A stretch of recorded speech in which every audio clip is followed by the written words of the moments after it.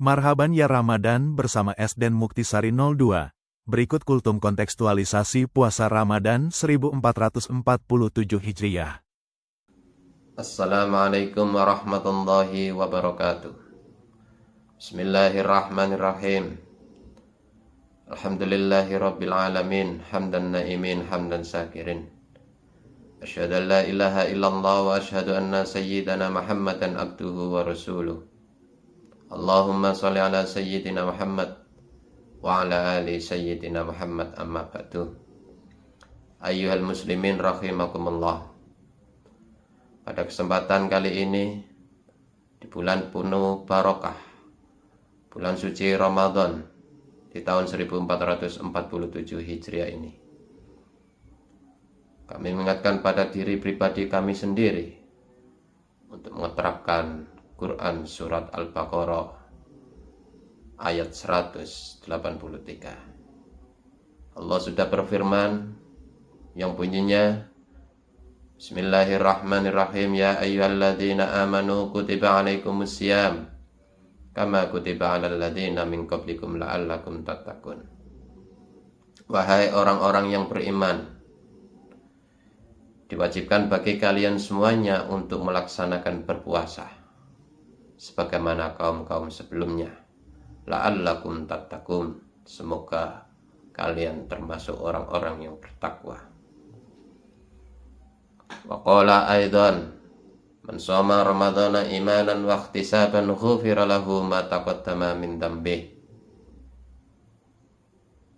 Rawahu al-Bukhari kama fi kitabin Nasaihul Ibad. Yang artinya, barang siapa puasa di bulan Ramadan, ghufira lahu ma taqaddama min dhanbi, maka akan diampuni segala sesuatunya yang melewatinya, dosa-dosa baginya. Dari ayat beserta sabda Rasulullah SAW tersebut, maka kami berupaya untuk mengkontekstualisasikan arti dan maknanya. Ada 4 hal.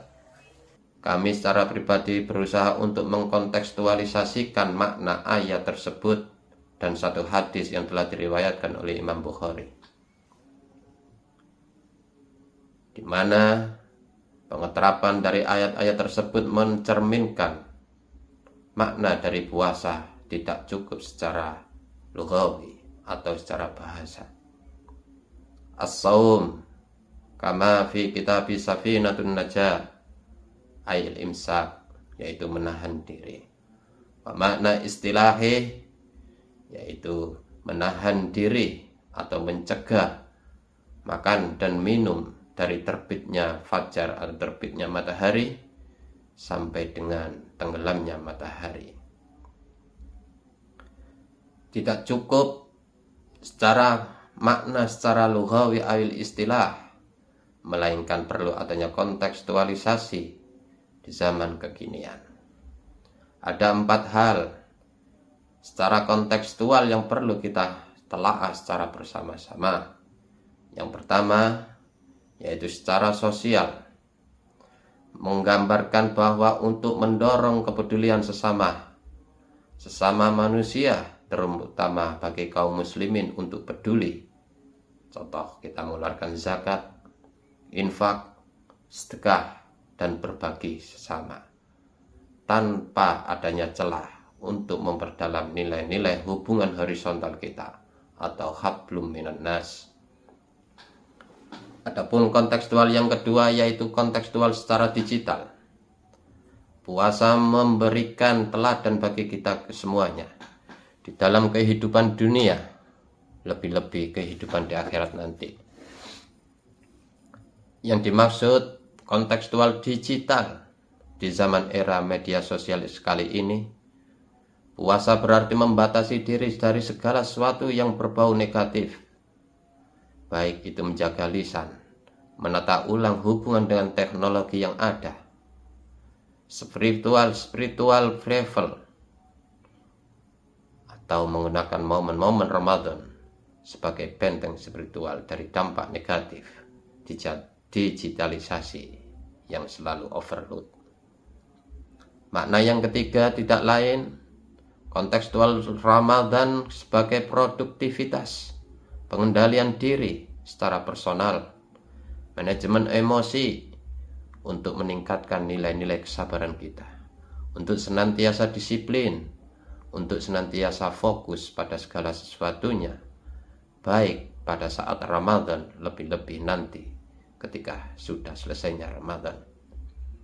Dalam konteks personal ini mencerminkan detoksifikasi atau detoksifikasi secara fisik mental, yaitu puasa sebagai alat untuk menjaga kesehatan, mengurangi stres, senantiasa kecerdasan secara emosional. Dan yang terakhir yaitu konteks spiritual kita menuju nilai-nilai ketakwaan yang secara hakiki, sebagaimana ayat yang dimaksudkan, yaitu pada redaksi la'allakum tattaqun, semoga tergolong orang-orang yang bertakwa. Sejatinya puasa ini tidak hanya menahan lapar dan haus, akan tetapi senantiasa mencegah perbuatan-perbuatan yang zalim, perbuatan-perbuatan yang keji, dan perbuatan-perbuatan yang senantiasa menyakiti sesama. Kita tingkatkan nilai-nilai konsistensi ibadah kita, melanjutkan kebiasaan kita untuk senantiasa membaca Al-Quran, sholat tepat waktu, lebih-lebih di bulan suci Ramadan kali ini.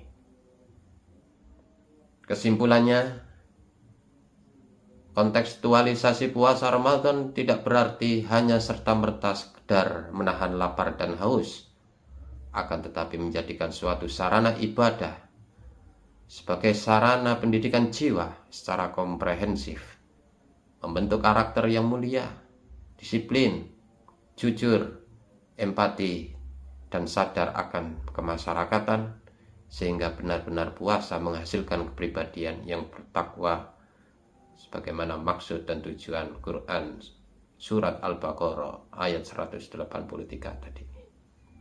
Demikian apa yang kami sampaikan. Segala khilaf mohon maaf.